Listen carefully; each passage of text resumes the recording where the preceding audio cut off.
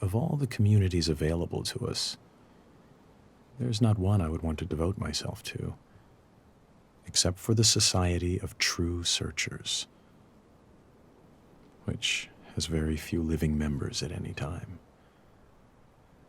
Albert Einstein, 1924.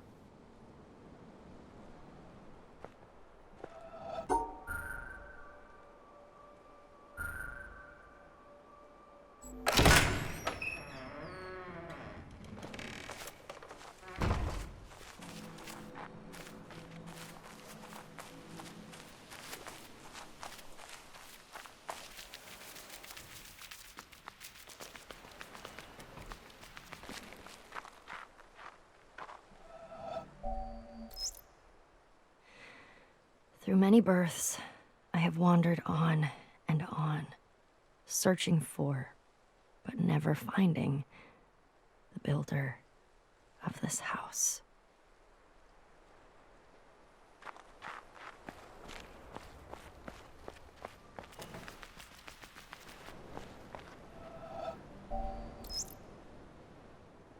I am standing on the threshold about to enter a room.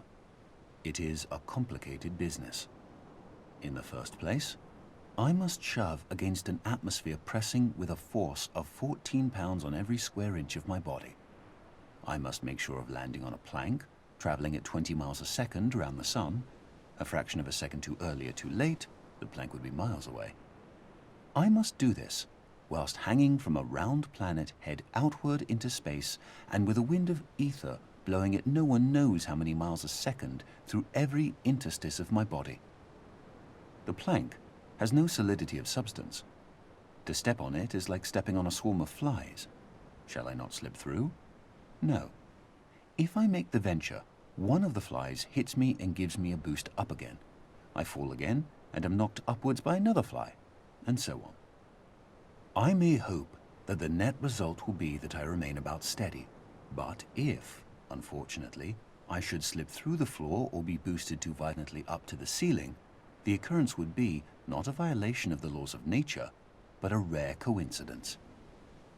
These are some of the minor difficulties.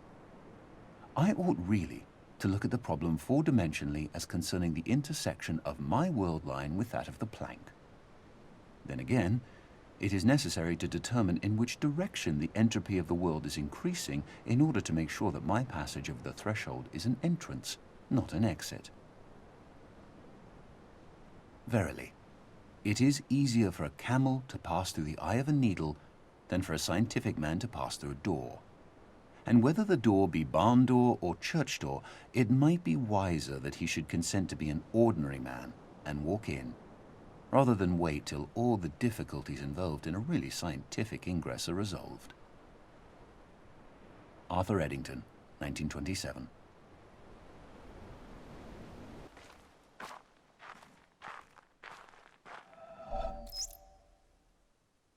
The physicist Wolfgang Pauli once spoke of two limiting conceptions, both of which have been extraordinarily fruitful in the history of human thought, although no genuine reality corresponds to them. At one extreme is the idea of an objective world, pursuing its regular course in space and time independently of any kind of observing subject. This has been the guiding image of modern science. At the other extreme is the idea of a subject, mystically experiencing the unity of the world and no longer confronted by an object or by any objective world. This has been the guiding image of Asian mysticism. Our thinking moves somewhere in the middle, between these two limiting conceptions. We should maintain the tension resulting from these two opposites. Werner Heisenberg, 1974.